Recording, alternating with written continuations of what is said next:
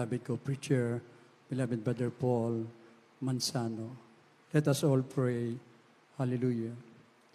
Dearest Heavenly Father, our great God and Savior, dearest Jesus Christ, we come unto thy throne of grace, beseeching you, O Lord, to please forgive us from all our sins, our unrighteousness, through the first prayer of our dearly beloved Pastor Evangelist Wildis Rad Almeda. Anoint your message of salvation and bless us all. In the name of our dearest Jesus, and we cast out all demons of hindrances, doubts, and unbeliefs. Cast out in the name of our dearest Jesus. Amen and amen. Praise the Lord.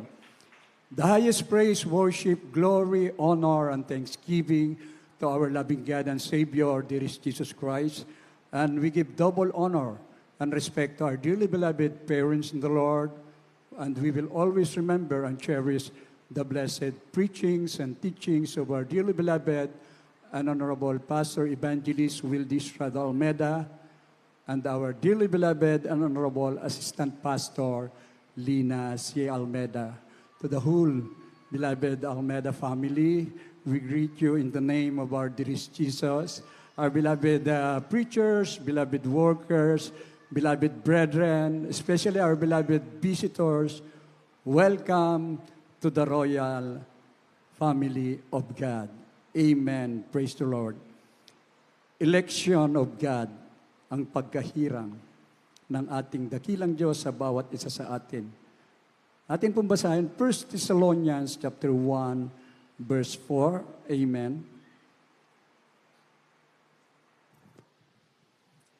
The first book of the Thessalonians chapter 1, verses 4 and 5. Knowing, brethren, beloved, your election of God, for our gospel came not unto you in word only, but also in power, and in the Holy Ghost, and in much assurance, as you know what manner of men we were among you for your sake.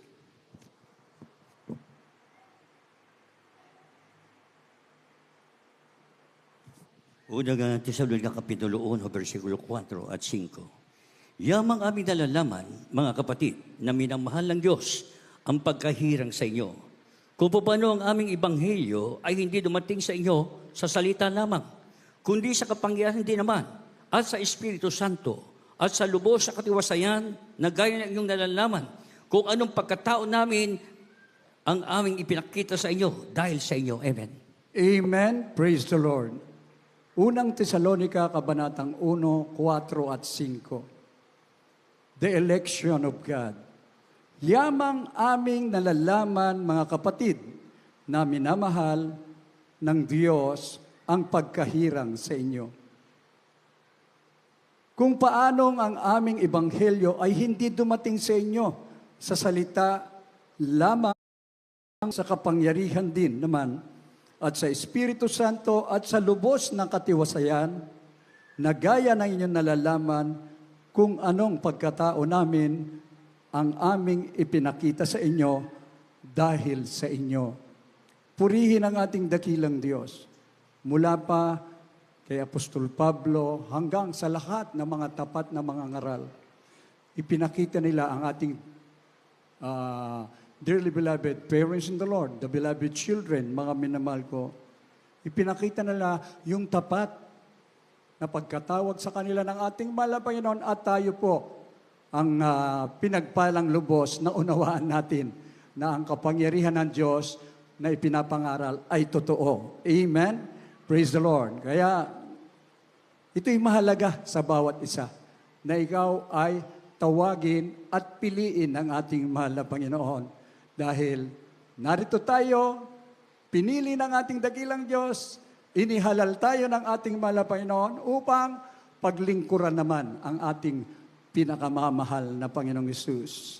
Kaya nga mga minamahal, ang tapat na salita ayon sa turo ay sumasa atin. From the book of Titus, chapter 1, verse 9. Amen.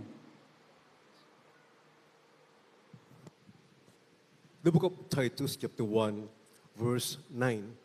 Holding fast the faithful word as he hath been taught, that he may be able by sound doctrine both to exhort and to convince the gainsayers.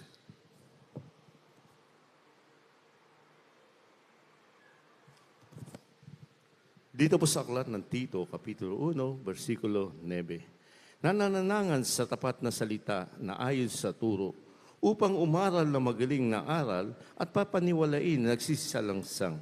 Amen. Amen. Praise the Lord. Nanananangan sa tapat na salita ayon sa turo. Lahat magsabing, praise the Lord.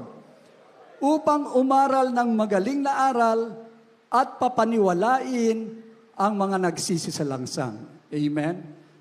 Maraming kumukontra po. Maraming umuusig. Hindi nila naunawaan ang salita ng Diyos. Ngunit ikaw na nakarinig, ikaw na tinuruan ng tunay na aral mula sa ating dearly beloved parents in the Lord, talaga pong ito'y magaling na aral upang maniwala ang mga nagsisisalangsang, upang makita nila na ang Diyos natin ay totoo, buhay at makapangyarihan. Sa ating mga gawa, sa ating ipinapakita, sabi nga, show and tell. Yan po ang nais ng ating mahal na Panginoon. Makikita sa atin ang kabanalan ng Diyos. Makikita sa atin sa magitan ng ating pananalita, sa ating pagpapakumbaba, mga minamahal ko, ang salita ng Diyos ay tumimo sa atin. Na dati-rato tayong sabi na nating makasalanan, talaga pong nasa lusok ng kasalanan, ngunit mula po sa kadiliman, mula sa putik ng kasalanan, hinginango tayo ng ating mahal na Panginoon. Narito tayo sa kaliwanagan. Kaya ikaw at ako ay liwanag sa mundong ito. Mga minamahal ko, maraming tao na ayaw.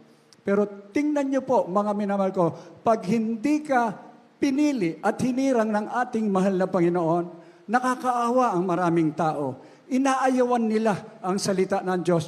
Ang daming napapahamak. Sabi nga, many are called but few are chosen. Tayo yun, few. Pero grabe naman ang pinapakita ng ating mahal na Panginoon. Nandyan lagi ang complete protection ng ating mahal na Panginoon. Dumating ang pagsubok, tumawag ka, tumutugon lagi ang ating pinakamamahal na Panginoong Hesus. Kailan ka iniwan ng Diyos? Hindi nag-iiwan ng Diyos. Tayo minsan ang umiiwan, mga minamahal ko. Tapat ang Diyos, kaya lang minsan nag-aalinlangan tayo. Hindi po. Kailangan po na maging tapat tayo sa ating pinakamamahal na Panginoong Hesus upang yung ating mga kausap, maihayag natin ang totoong ebanghelyo ng kaligtasan, mga minamahal ko, sila rin ay makukumbinsi dahil sa ipinakita mo. Amen? Praise the Lord. Kaya nga sinasabi ng banal na kasulatan, ito po'y salita na may kapangyarihan. Since the very beginning, ipinangaral ng ating dearly beloved pastor na ang kanyang pangungusap, hindi sa mapanghikayat na salita, bagkus sa kapangyarihan ng Diyos mula sa banal na Espiritu. 1 Corinthians chapter 2, verse 4 and 5. From the first book of the Corinthians chapter 2, verses 4 and 5. And my speech and my preaching was not with enticing words of man's wisdom, but in demonstration of the Spirit and of power, that your faith should not stand in the wisdom of man, but in the power of God.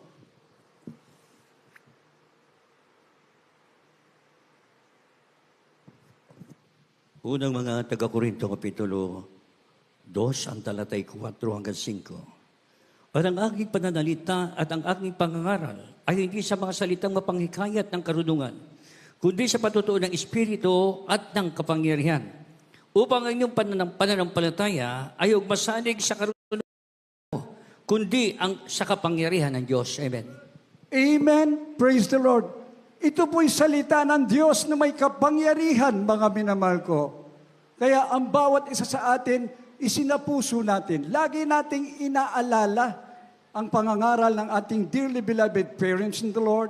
Sinusunod natin, isinasagawa natin dahil tayo rin ang nakikinabang. Kaya nga sa mga buhay na patotoo magmula una hanggang huli, talagang makukumbinsi ka, lalo na sa mga baguhan, na ang Diyos natin ay totoo at makapangyarihan. Triple blessing, mga minamahal ko. Physical, material, higit sa lahat sa spiritual. Ang pinakamahalaga kasi, Yung sigurado ka sa buhay na wala hanggan. Bakit? Hindi na po malalaon ang mundo natin. Sabi nga, mukhang magtatapos na. Nakasulat po sa banal na kasulatan yan. Lahat na ng kaganapan, wala kang maikakatwiran kung hindi lumapit sa ating mahal na Panginoon. Maglingkod ng buong katapatan habang tayo'y nag-aantay ng kanyang nalalapit na pagbabalik. Kailangan maging sigurista ka. Alin mo mga gusto mo, yung election of God o election ng tao? Sa tao, minsan hindi natutupad yung pangako. Pero ang Diyos, grabe, tinutupad niya mga minamahal ko, lalo na sa ating banal na gawain. Maririnig mo yung mga buhay na patotoo, nakasulat sa banal na kasulatan. Ang mga armas hindi magtatagumpay, ang mga lason hindi ka mamamatay, makamandag na hayop. O yung makamandag na hayop ang mamamatay pag nirebuke mo. Ipapatong mo ang kamay mo sa may sakit, gagaling. Wala yan sa iba, dito lang matatagpuan, mga minamahal ko. Kaya kahit doon, sa mga bundok na kung saan nandun ang sipadan hostages, talagang papatayin. Tingnan nyo ngayon ang nangyari, mga mahal ko sa India at Pakistan. Pinatay yung mga tao ron sa magitan ng rebellion. Ano nangyari? Nuclear war na.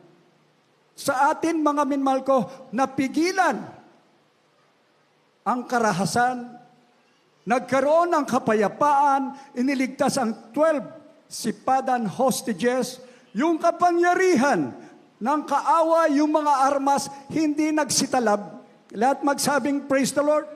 Yung mga foreign hostages, walang ospital doon, pero pagka pinanalanginan ng ating dearly beloved pastor, nagsisigaling.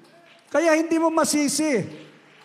Nung nasa Malacanang na talagang welcome Ang sabi ng isang foreigner, Mr. President Evangelist Almeida, napatunganga ang ating former president. Bakit? Higit pa po kasi sa presidente ang kapangyarihan ng ating minamahal at ginagalang na pastor. Nasaksihan ng mga foreign hostages. At yan saksi tayo. Dahil sa mga pag-uusig, akala natin hindi magtatagumpay, yung ilan nag-alinlangan, yun ang mga nawala. Pero yung naging mga tatag at pinanindigan, ang salitang ito na ang pananalita at pangangaral hindi sa salitang panghikayat ng karunungan, kundi sa patotoo ng Espiritu at ng kapangyarihan. Ang layunin upang ang iyong pananampalataya ay huwag masalig sa karunungan ng mga tao, kundi sa kapangyarihan ng Diyos. Kaya dito, mga minamahal ko, yung mga karamdaman na tinanggihan na ng ospital, hindi kaya ng doktor Siyempre, ipasa Diyos mo na lang. Naniniwala naman sila na mayroon Diyos Pero tayo, lubos na naniwala, pinagaling tayo ng ating pinakamamahal na Panginoon. Maraming batas upang ang tao ay baguhin. Pero totoo po, marami pa rin ang nasa kakulungan. Lalo na yung mga nasa relihiyon. Kaya ang Jesus Miracle Crusade International Ministry, maging sa kulungan, mga minamahal, ay pinapasok upang makilala nila ang tunay na Diyos na makapangyarihan. Aking nakasaksihan na nakalipas na ilang weeks sa 63, nagpabautismo. Iba't ibang sekta at denominasyon yun. At ngayon may follow-up na naman. Mga minamahal ko, mga 3 batch po yun ng tigsa sa 60 na tao upang magpabautismo sa pangalan ni Jesus. Sila na nakikiusap, mga minamahal ko, marami ang tinawag, ngunit konti lang ang napili. Ngunit doon pa lang sa kulungan ay talagang gusto nila yung election ng God, ng Diyos ay sumakanila, mga minamahal ko. Yan ay kapangyarihan ng Diyos. Hindi po sa mapanghikayat na salita, bagkos sa Espiritu ng ating pinakamamahal na Panginoon. Sa huling panahon natin, mga minamahal ko, ang ating dearly beloved parents in the Lord, nasa piling ng ating pinakamamahal na Panginoon. Ngunit itatak mo sa puso mo, since the very beginning ng ministeryong ito, He is the end-time prophet of God. Mga minamahal ko, believe in the Lord your God and you will be established. Believe in His prophet and you shall prosper. Hindi ba't nakamtan natin yan, mga minamahal ko? Naging matatag tayo, guminhawa tayo. Kaya nagpapatuto tayo na ang Diyos ay totoo. Inilagay ng Diyos ang tunay na lingkod sa huling panahon. Deuteronomy chapter 18, verse 15, atin pong basahin. In the book of Deuteronomy chapter 18, verse 15, the Lord thy God will raise up unto thee a prophet from the midst of thee, of thy brethren like unto me. Unto him ye shall hearken.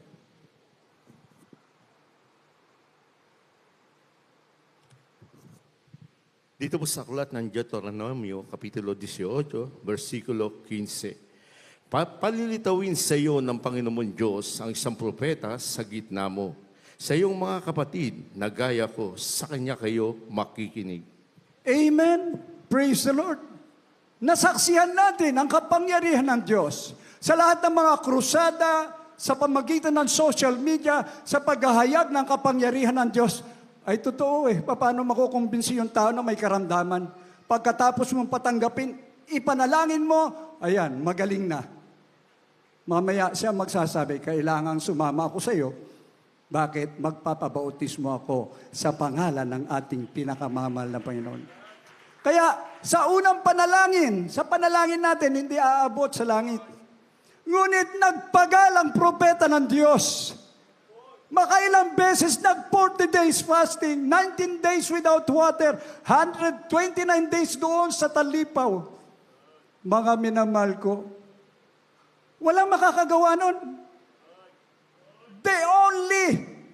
Kaya mapalad tayo, mga minamahal ko, na sinasabi, palilitawin ko sa iyo ng Panginoon mong Diyos, ang isang propeta sa gitna mo, sa inyong mga kapatid, gaya ng gaya ko, sa kanya kayo makikinig.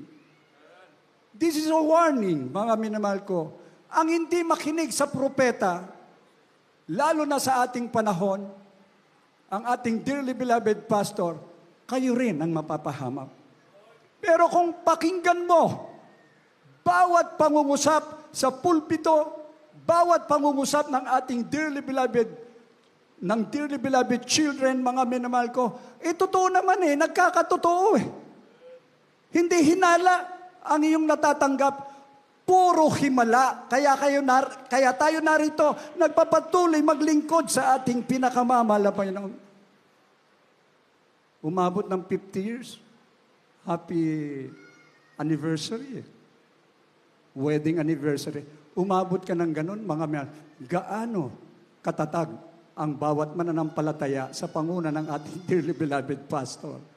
Ibig sabihin, age doesn't matter. Patuloy tayo naglilingkod hanggang sa pagbabalik ng ating pinakamamahal na Panginoong Hesus. Kaya nga, sinasabi po ng banal na kasulatan, mga minamahal ko, dito po sa Isaiah chapter 55, verse 11, at sabay na rin pong basahin, Psalms chapter 33, verse 12. Amen. The book of the prophet Isaiah chapter 55, verse 11. So shall my word be that goeth forth out of my mouth. It shall not return unto me void, but it shall accomplish that which I please, and it shall prosper in the thing whereto I sent it. The book of Psalm chapter 33, verse 12. Blessed is the nation whose God is the Lord, and the people whom He hath chosen for His own inheritance.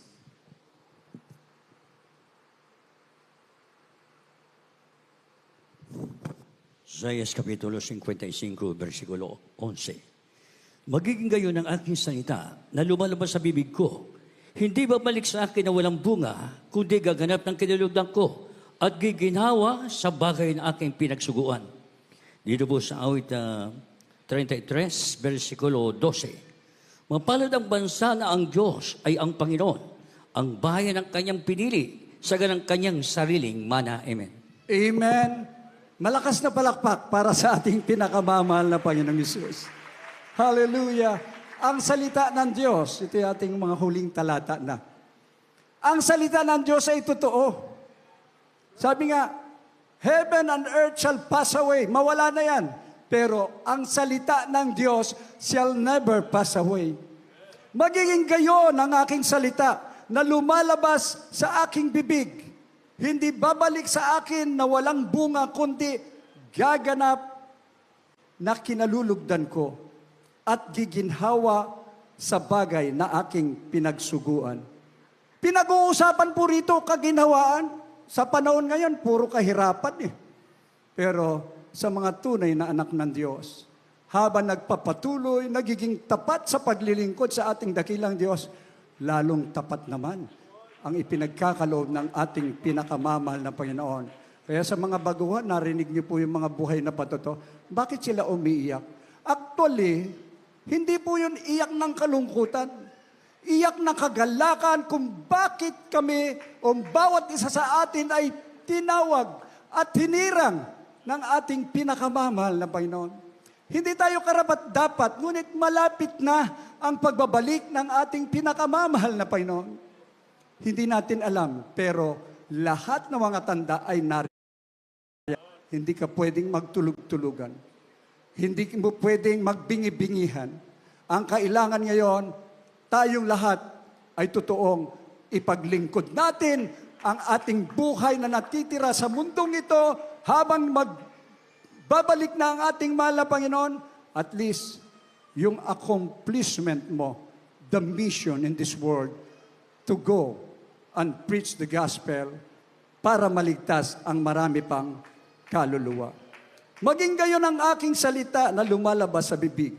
Hindi babalik sa akin na walang bunga, kundi gaganap ng kinalulugdan ko at giginhawa sa bagay na aking pinagsuguan. Salamat sa ating dakilang Diyos. Taglay natin ang kaginhawaan. Kahit minsan may pagsubok, baliwara yun dahil mas marami. Count your blessing, name them one by one. Hindi ka mabubuwal eh.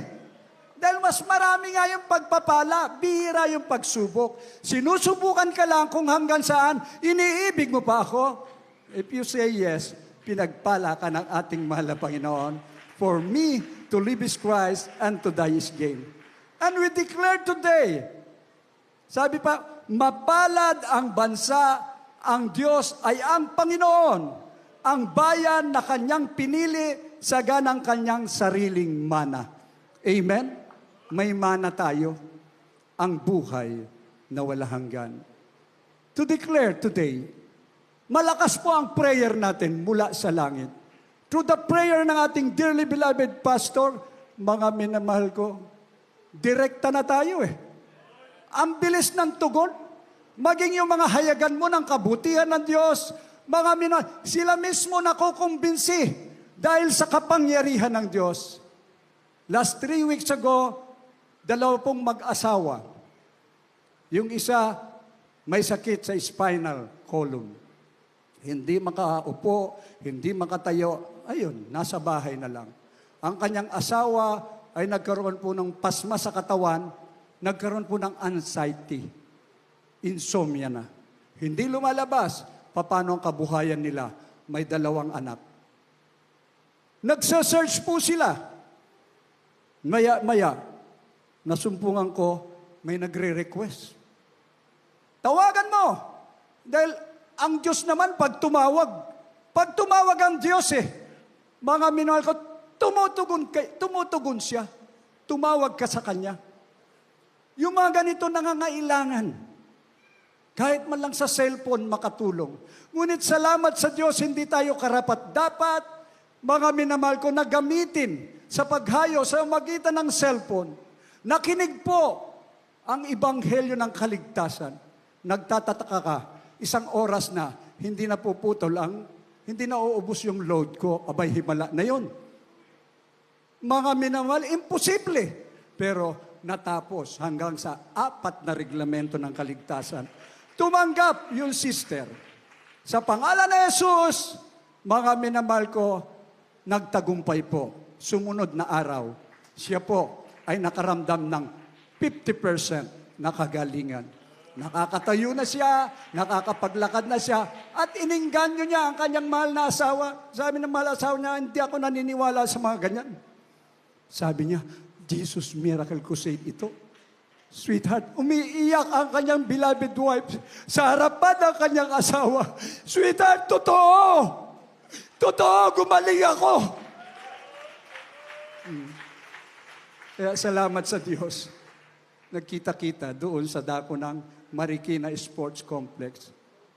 Mag-asawa at kanilang 2 anak nagpabautismo sa pangalan ni Jesus. Gusto ko lang makasiguro na talagang gumaling na nga eh. Iyak ng iyak. Mga minamahal, yung may sakit na ganon, talagang hindi tatayo yan na magpuri eh.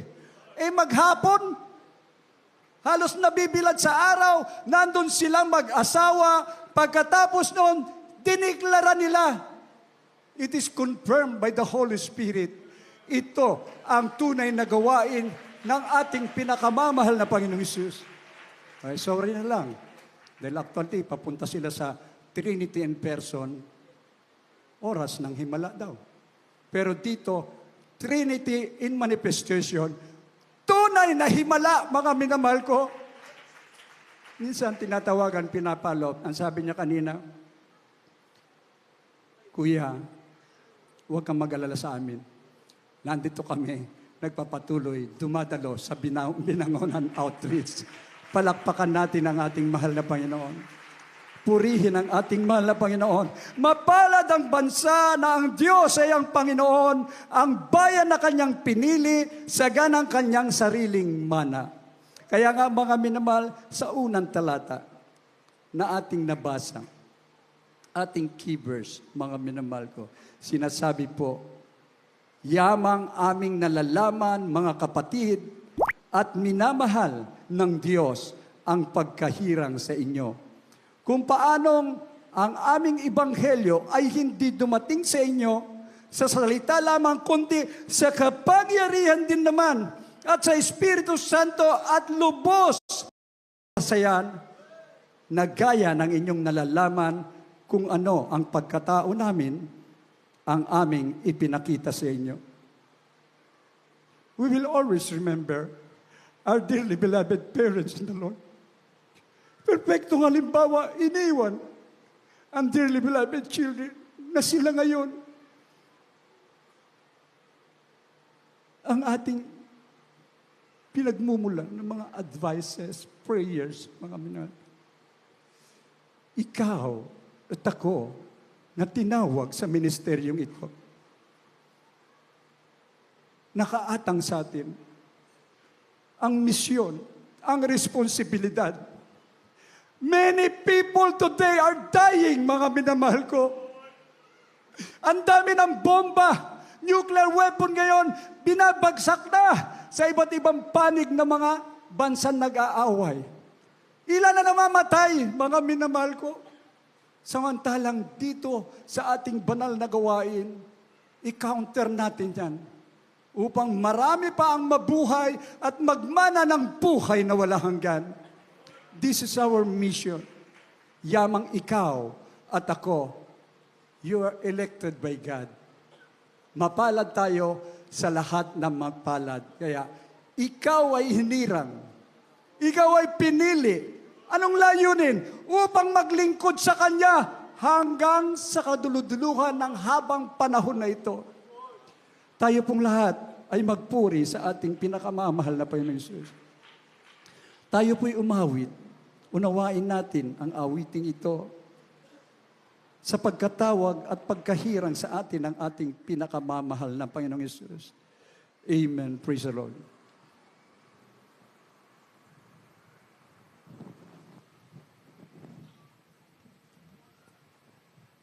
Paghihirap ba o pagsubok? Tinatawagan po natin ang ating mga bisita, mga baguhan, maging ating live webcast viewers. Amen. Praise the Lord. Problema pa ito o pag-uusig ng mundo? Akin pong ibigay mo pagkakataon sa ating beloved preacher, Luay Angeles. Diyos para po sa atin. Pangin magpatulog. Ang tawag pa niya God bless you. Beloved, Gerald Bandel. na walang dumarating na mga pagpapala. Nakalikod ka ba sa kaniyang ipinagkagawa na ang mabuting balita ay ipahayag sa mahalaga. Ikaw ay hindi. Ikaw ay hindi Pinili ng Panginoon. pinili ng Panginoon. Hallelujah. Upang maglingkod sa maglingkod sa kaniyang panahon. Hallelujah. Tinawag ka Tinawag niya upang gampanan Hallelujah. ang dakilang bagay na siyang inihahalal. Hallelujah.